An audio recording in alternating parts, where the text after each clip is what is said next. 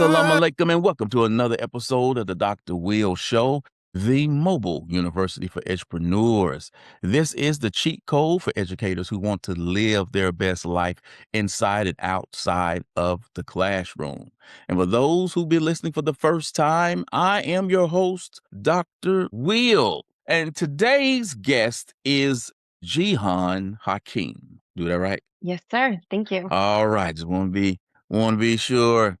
Uh, y'all, we're going to be talking about her journey into entrepreneurship, how she is building what she's doing, and the people that she's touching, and the transformation that she leads. So, for those who be listening on Apple Podcasts, Google Podcasts, iHeartRadio, Simplecast, Stitcher, Spotify, and Audible, will you please introduce yourself, Jihan? Thank you so much, Dr. Will, for the invitation. So I am a Bay Area native. I'm a mom, a community organizer, and also ed consultant with over a decade of experience in culturally responsive pedagogy, professional development, policy-driven foreign policy-driven advocacy.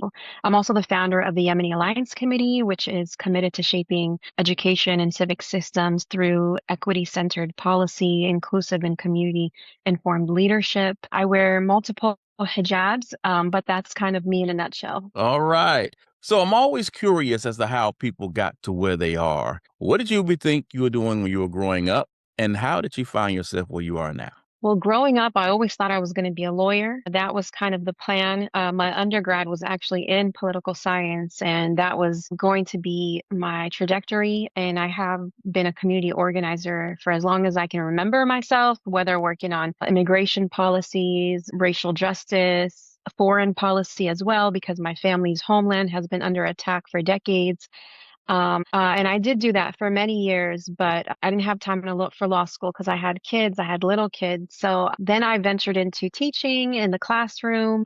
So I've always kind of been at the intersection of education and policy because of my identity, So I still dabble in both, to be honest with you. So education is really the foundation of a society, right? So I strongly believe in education, literacy, and empowerment. So whatever I'm doing, I will always come back to the well, if you will, which is education. You've been in education, organizing, and advocacy. You turned that work into consulting. What was that shift like for you? Yeah, I think my vision came from seeing the same disconnect over and over again across different spaces. So, like in education, I saw people with really strong intentions, but systems weren't aligned to support those intentions. The institutions I worked in were often weighed down by red tape, bureaucracy, and at times an unwillingness to confront or change systems that perpetuated inequity and racism. And there were real limits to what could be done from inside, from within, even when the desire for change was there. So, and in advocacy, I saw policy and public narratives that could destabilize entire communities overnight, and we're seeing that as we're speaking right now. And it made clear what happens like outside of institutions deeply shapes what people carry with them, right, into the spaces that they're in. So, but I seen that there was more possibility outside of the classroom, especially when it's collaborative, community led through collective organizing. I noticed a shift in being able to make tangible progress. And I also have many examples of things that I've done in Oakland Unified School District where through community organizing, lobbying, and collective power, we actually passed a school board resolution that recognized Eid as a holiday. And through that resolution, we're able to mandate district-wide trainings in order for educators to become more culturally responsive and aware and understand Muslims and folks from the quote unquote Middle East. I could not have done that from inside of the classroom or from inside of these institutions. I realized there was this restriction. So that's what really led me to consulting. I wanted to support and still want to support educators and parents and families and organizations in this work to advance equity, but in a way that allows for more autonomy, honesty, and possibility. So it's kind of like filling that gap, in a way that is a little bit more um, independent, you know? Alhamdulillah. I want to ask you this, given what you just brought up about Eid, because that's not on everyone's school calendar, not in here in Mississippi at all. I myself am able to, I don't want to say fly under the radar, but people don't look at me and go, this dude is Muslim. It is something that I tell them because Merry Christmas. I don't celebrate Christmas. I'm Mhm. Muslim. Or there's some event being planned and food is going, and I say, hey, I don't eat pork because I'm Muslim. You are visibly Muslim. What is that like for you when you are showing up in these spaces? Yes, indeed. That is a good question. It's something that I grapple with all the time, no matter where I live. I definitely cannot hide it, and I don't want to hide it. I am a proud, visibly Muslim woman, and I wear it on my head and in my heart, and I hope that it comes out of my mouth when I speak. You know, there is a lot of misunderstanding, a lot of misinformation. There are a lot of microaggressions, macroaggressions that I come across on a daily basis. Are you hot in that? Does your husband make you wear it? Oh, you can drive. Oh, your English is really good. Where are you really from? Things like that. Even though I was born and raised in San Francisco, California, it can be difficult. And it's actually another reason why I continue to be in these spaces because there's not a lot of us that are Muslim and especially that are visibly Muslim. And I feel like that we have a lot of opportunity through the resistance, through the lack of understanding. There is still a lot of opportunity because what do they say? I crawl so the other Muslim children can run and fly, right? So a lot of my work is centered around understanding Islam and Muslims, amplifying this culture of ours as something that is an asset. It is something valuable. Like there is a lot that we bring, whether it's history, whether it's tradition, whether it's language, and lifting that up and helping organizations, institutions, educators understand where we come from and who we are, I think has helped, at least in the spaces that I have been, has helped increase understanding, cultural awareness, and then that trickles down into the classroom, where in the way that they treat the students and way they treat the families, and then the goal is to reduce bullying against Muslim students and to reduce these microaggressions. So it's difficult, but I feel like it's valuable work that is fundamental to ensuring that kids and families are safe. So when people are looking to work with you, if they booked you today, what does that journey look like from the start to transformation? Okay, well, if somebody booked me today, they're not just signing up for a one-time workshop, although that's a possibility. They're stepping into a process of real lasting transformation, I hope. I always start with deep listening. So not just surface level check-ins, but really understanding like the full context, like who they are, who they serve, what challenges they're navigating, and what might be happening beneath the surface. So because of my background, I'm able to I pay attention to what's often left unsaid. So, how external forces like policy, community dynamics, fear, or mistrust are shaping what's happening internally. So, from there, I try to move into alignment. So, together, we get clear on what they're actually trying to solve and not just what's visible, where the real gaps exist between their values and their intentions and their day to day practices. So, and when we co create targeted strategic experiences that might look like workshops, coaching, or facilitated spaces, but none of it is like a one size fits all. Just like equity work itself, it's responsive and it's tailored to the people, the environment, and the moment that they're in. And most importantly, I don't disappear after one session. The real work is implementation.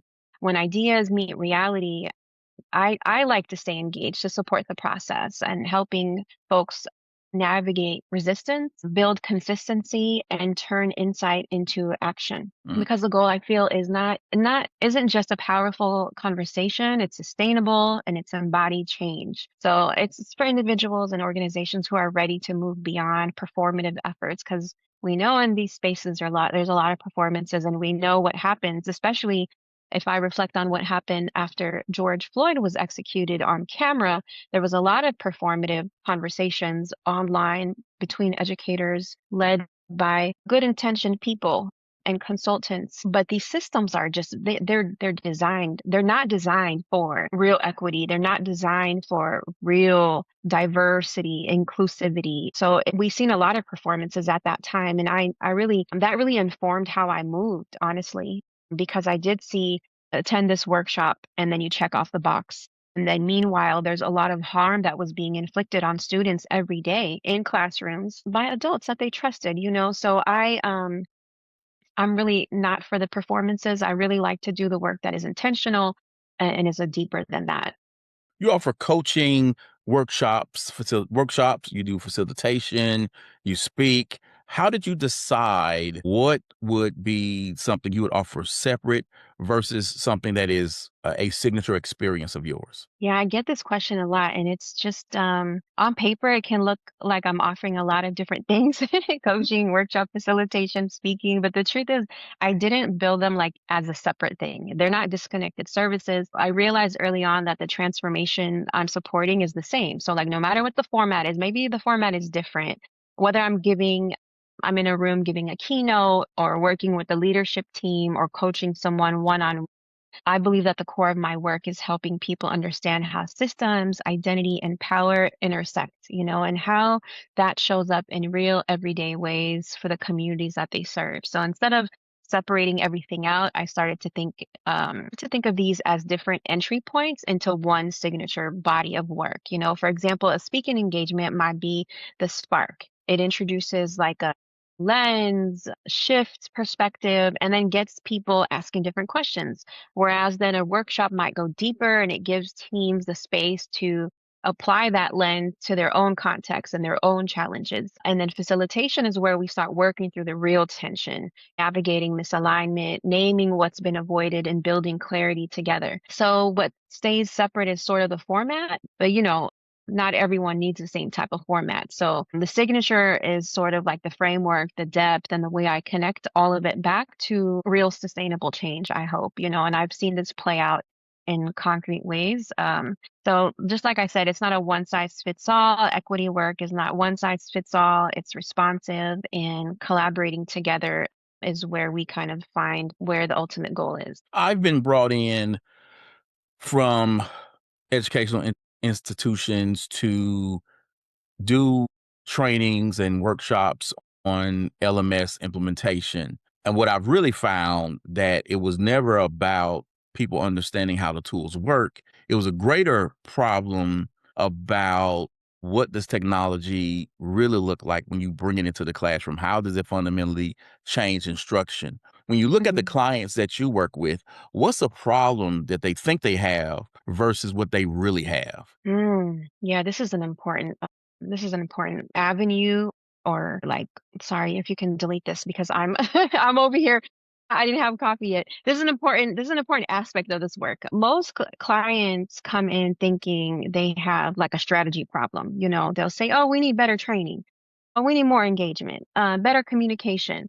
And those things matter. They do for sure, but they're usually not the real issue. You know, from my experience, they tend to be the real issue is misalignment. There's a gap between what an organization says its values are and what its systems, policies, and day-to-day practices are actually like producing, you know? So you might have a team that genuinely believes in equity, inclusion, and community, but then the way decisions are made and the way policies are written are often, you know, the people are supported internally. They feel different. You know, the story is different inside. So and the people that are inside, they feel that gap, even though it's never explicitly named. The other layer of this is that it's context. You know, context is missing. So a lot of organizations operate as if everything happens inside their walls. It's like self-contained, but it's not. So the people that they serve and the people on your team, they're all shaped by what's happening outside. Like I said previously, whether it's policies, media narratives, historical context, and community experiences. Like we're whole living beings that come into these walls, right? That exist, that are impacted by all the other things that exist outside. So it's a lot of kind of getting down to the core of what it is and not just from asking, for example, what program do we need? Instead of that to like, well, where are we out of alignment? And like what's shaping that, you know, because once you start addressing alignment and once you bring in the full context of people's lived experiences, everything else becomes more effective. And then the strategies, they land differently. Communities and this communication, it begins to build trust. And then the systems, hopefully that's the goal, for them to start to reflect what they actually stand for. And then that's when the work moves from performative to meaningful. So that's a long-winded answer. I'm sorry. I just meant to say that misalignment tends to be the core of the issues from my experience. When people are looking to bring people in, there's different, criteria, certain things that we be looking at. What makes your PD different from what others may say this is a check in the box thing that we're looking for just to say that we've done this? Yeah, that's a hard one. My best clients, I feel, are individuals and organizations that are ready to be honest with themselves, with their teams, and with the systems that they're a part of. And I always tell folks that you don't have to have everything figured out, but open to reflection, be open to being willing to and sit with the discomfort and look beyond the surface level solutions. And these clients of mine they understand at least on some level that this work isn't about the optics, so it's about the impact. And most importantly, they see this as a collaboration. So I'm not just coming in because I know I have been in spaces where organizations or consulting agencies, and it's really not a fault of any of these entities on their own. I know that there's funding capacity and there's just a lot of different elements that can create an environment that is not equitable and not sustainable and not systemic. But there are sometimes PDs that come in one time just to check off the box. And I know, as someone who's worked in a school district, sometimes that's all that is required, whether it's by policy or by the school boards. But like I said, I see this as a collaboration. I'm not coming in as an outsider with all of the answers. We're working together to uncover what's really happening, where the gaps are, and what meaningful change can look like in their specific context. So the clients I do my best work with are the ones who are ready to move from intention to alignment and to action. And it's not for a quick fix, because the reality is there is no quick fix. Racism and inequities are systemic problems. So in order for us to move beyond performances, beyond the optics, we really have to work on fundamental systemic change. Well, how do you know when a client is not a good client? Yikes. That's a hard question. That's really tough because I think from my experience, when I've found, and I don't think I've ever rejected a client except for maybe once, because I always look at my role is, in addition to all the other labels or titles that I have, is also healing. This work can be healing. It should be healing. I do love it because it's heart work. But if there is a client that comes in that is going to kind of dictate the work that I'm doing, and we're not working as a team, and there is red tape or there's not an understanding of what equity can look like on a holistic level, then I think that's going to be really hard for me to work on a project like that, to be honest with you, on a real moral level. So if they're not ready to acknowledge that systems can be racist, that systems can be sexist, that systems can be anti-Muslim, if they're not ready to address those issues, then it's going to be hard for me to work with them. I'm not going to lie. So, how do you navigate those challenges when people do resist? Yeah. Yeah, it's when you're supporting organizations in dismantling systemic barriers, resistance is part of the process. So I expect it, because this work does challenge deeply held beliefs, long-standing practices, systems that people may not have been asked to question before. But I don't see resistance necessarily as a problem. I try to take it as information. It tells me where the tension is, where the fear might be, and where there's an opportunity to go deeper. And at the same time, I'm very clear that unaddressed resistance is often what keeps people divided. So that's where we tackle it in that consultation phase, that initial conversation. That's where I hear from them honestly. I speak to them honestly, and let's see if we're able to move past.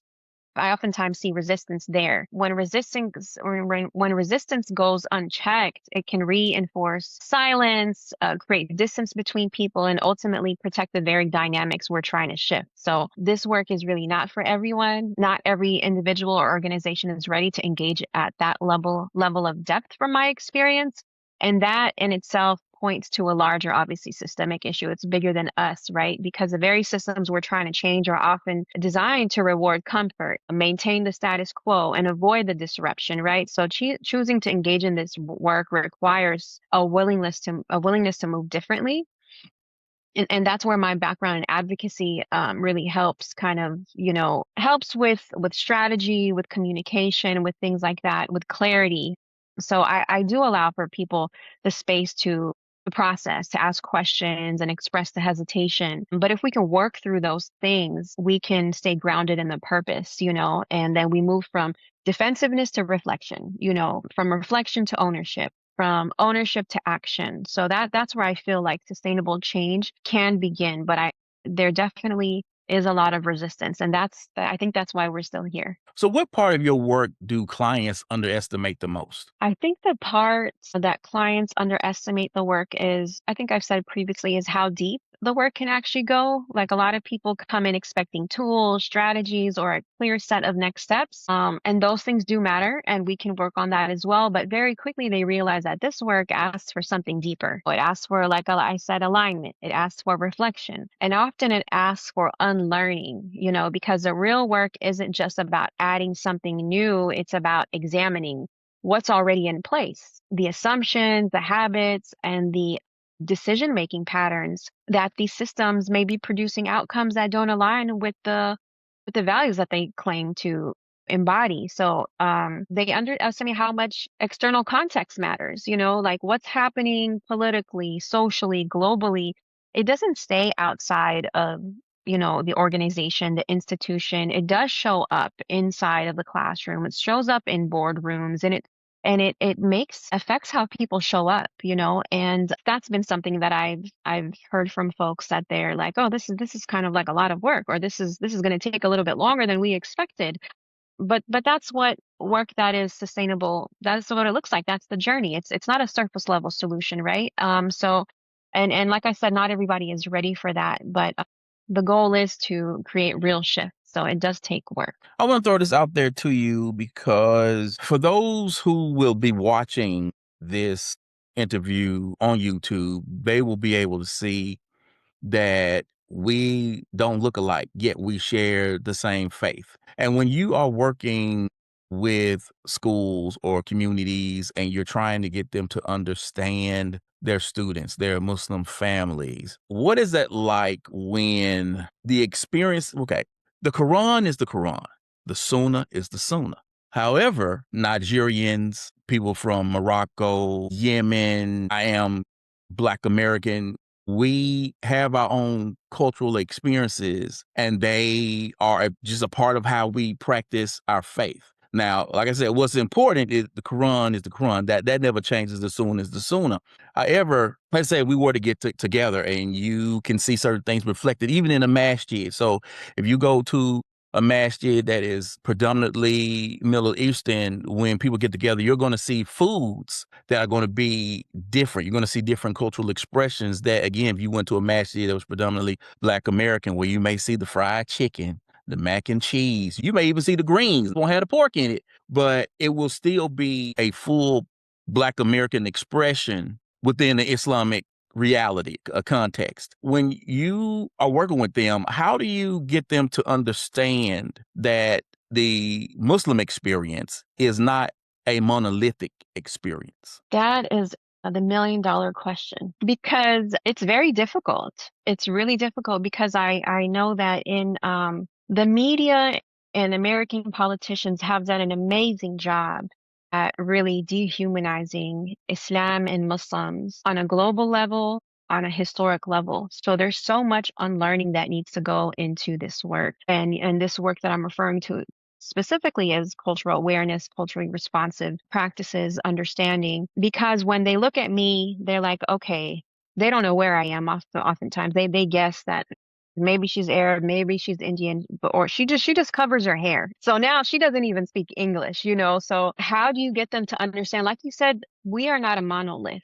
So, as Muslims, we share faith. And in that faith, there's a lot of shared traditions, a lot of shared practices, but also being Muslim does not absolve us or divorce us from our nationality or our ethnicity or our heritage. Especially, we're talking about heritage. April is Arab American Heritage Month. Happy April, happy Arab American Heritage Month. But what I try to help them understand that these identities are they can both exist at the same time, and they do. And we just have to be able to look at people and learn from them, hear from them. Who are you? Instead of passing judgments or blanket statements from what people have understood or learned from Fox News or even CNN or all of these other outlets that really regurgitate hateful messaging around who we are, what we practice. I really try to encourage folks to learn. You start by learning, and if you're an educator in the classroom, that starts by creating a really short survey or a questionnaire for students and their families. Get to know them. And then from there, you can ask deeper questions. We're in such a powerful role where we get to learn from our students. And from there, I feel like if you're able to undo those biases, take off those blinders, and just look at everybody as a fresh slate and let them teach you who they are. And then, of course, I go into, talking about, for example, Islamic history and how Islam came into different countries, even into the US. A lot of the African slaves who were brought here were Muslim, and then just helping them understand, just like somebody can be a Black Christian, they can also be a Black Muslim. Just like somebody can be an Arab Christian, there are also, Arab Muslims. So to not, kind of lump us up into this, it's easier for people, right, to just lump us up into a box and say, okay, they're Muslim and they're Arab and this is how they dress and that's how they all look. Just, I think being a learner is something that we need to continue being, no matter how old we are. We need to continue being open and honest and have people tell us who they are instead of making assumptions. And that's where the harm begins, when people assume, okay, well, this is who they are and this is who they look like. But if they go, like you said, to mosques all across the country, you'll see Islam is super diverse. Anybody can be a Muslim. And that does not mean that their culture is dissolved somehow. They carry their culture with them, and it's a beautiful thing. No doubt, no doubt. And even that our own spaces, one of the things is where you can really see it is the Adhan. So you can hear the Adhan said in different ways and cadences depending on where you go to. And the first time I ever heard the Adhan in person, it was with a Black brother, and the Imam was Black. And when I heard it, it was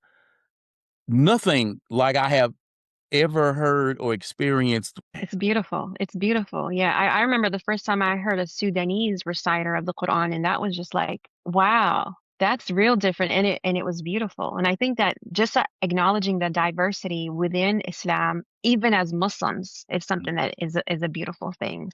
Yeah, yeah. I'm gonna try to stay focused. Okay. Before we go, how has this work personally impacted your life or transformed you? Yeah, this work has really grounded me in who I am and why I do what I do. So, moving across education, advocacy, and policy spaces has given me a deeper understanding of how systems actually operate and how they impact people across different identities, communities, and lived experiences. It's one thing to talk about equity in theory, and it's another thing to witness and be a part of it and what it looks like in real life. I think about moments where families were navigating fear during the first Muslim ban under the first Trump administration and how that showed up in classrooms, in attendance, in trust, and whether students felt safe enough to participate. And I think about the impact of ICE raids, whether they were in the Obama administration or right now, and how that fear follows students and families into schools and workplaces. I think about students experiencing homelessness, trying to focus and learn while navigating instability. So I think about the everyday realities of racism and how it shapes who feels seen, who feels safe, and who is constantly navigating systems that weren't built with them in mind. So those experiences stay with me. and they shape how I approach this work. And they really push me to lead in a way that is deeply culturally responsive, where we're not just acknowledging diversity, but actually understanding how culture and identity and lived experiences shape how people move through these systems. And through all of that, I've become really clear that every part of who I am as a Bay Area Native educator, visibly Arab Muslim woman, a mom, a community organizer, all these things are, it's not just something I set aside in the work. You know, it's something that I lead with. It's how I show up because it brings a perspective that is both lived and professional. And it grounds me in accountability, in nuance, and in a responsibility to ensure that the work stays connected to the people it's meant to serve. It's that's just what it's always about. And I think at the same time, this work reminds me of something deeper. This might sound cliche, but as a human race living in this world together, you know that this is about all of us and we're all deeply connected. So it's not just like my community, somebody else's community. We all live here together and it's about us doing this as a collective. I'm constantly grounded in community, you know, like not thinking of just me or my own, thinking about community impact, you know, about something deeper, and that's what has kept me here, and just being open to perspectives, community voices, to growth. And it does require humility as much as it requires clarity. So personally, it's made me more intentional, more reflective, and more grounded in both the urgency, you know, and the responsibility of what this work calls for. Because at the end of the day, this work is about people, their stories and their realities, and their right to be seen, supported, and valued within the systems they move through. That's all right. That is Sorry, all. when I start talking, I just start ranting. No, I love it. Thank you for coming on the show. Thank you for having me. I appreciate you and this platform. Alhamdulillah. Now, people, you know how I do this. This podcast is going to be on Apple Podcasts, Google Podcasts, iHeartRadio, Simplecast, Stitcher, Spotify, and Audible. And on all these podcast platforms, I'm really trying to grow on Apple Podcasts. So I need you to subscribe and to share and to listen because Apple Podcasts really do check out the listens. Leave me some reviews. Leave me some reviews. Leave me some stars because your boy's trying to be found and I'm trying to get Jay-Z on the show because I want him to know that we're doing big things around here. Again, I'd like to thank my guest, Jehan Hakim, and I'd like to thank you for checking out another episode of the Dr. Will Show, the Mobile University of Entrepreneurs. As always, people, invest in you. EDU. Peace.